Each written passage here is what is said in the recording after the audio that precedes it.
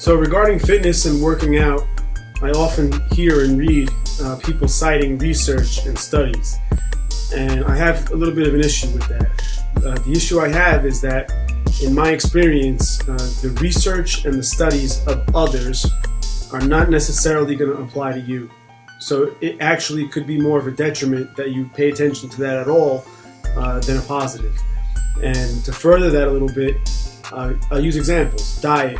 So with diet, typically there is accepted science and research that dictates to us that if we work out on a certain frequency on a regular basis, the best case scenario for us in order to build muscle and have a nice presentable physique is to eat every couple hours. So have multiple meals a day spread out throughout rather than just have 2 or 3 larger meals. That's just one example. In my experience, that's not the case at all. So the point of this is that I'm trying to let you guys see that you need to find these things out for yourself. So when I read something like that, what I did is I experimented on my own. So I've tried as low as 1 meal a day, and I've tried as high as 10 meals a day. And I've basically adjusted all variables to come up with what works for me. Another example is frequency of training. So I've often heard that you grow while your body is resting, and that you need to rest. Adequate rest is key, and if you overtrain and work too often, that you're going to diminish your results. That's bullshit. So my own experience again tells me otherwise. That could be accepted as the general rule of thumb for most under research and study circumstance, but that's not the case for me, and that may not be the case for you. So I could work out every day. I could work out multiple times a day. I don't believe that bullshit. So I'm just trying to let you guys realize that, again, there's a lot of information out there. A lot of it is misinformation, and a lot of it is information that's not applicable to you. So that's the key to this whole thing. So this fitness journey that you're on, this quest that you're on to achieve whatever those results that you want are, requires you to find out about your own body, to find out how you respond to nutrition, to meal frequency, to training frequency, to heavyweight, to lightweight.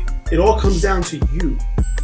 And again, for that reason, I'm gonna state again that it's pretty stupid to cite research and study when it comes to this, because this is one of those things in life that's completely unique. Every single person is different, and I can prove that the study and research is bullshit. And the way I can prove it, I could use one example that's going to disprove the nutritional aspect of it, the frequency of meals, the protein requirement intake that they suggest, the overtraining myth, and the grow while you rest myth, or the not hitting the same body part in back-to-back in a row in order to not prevent overtraining. And the example I'm going to use for that is prison.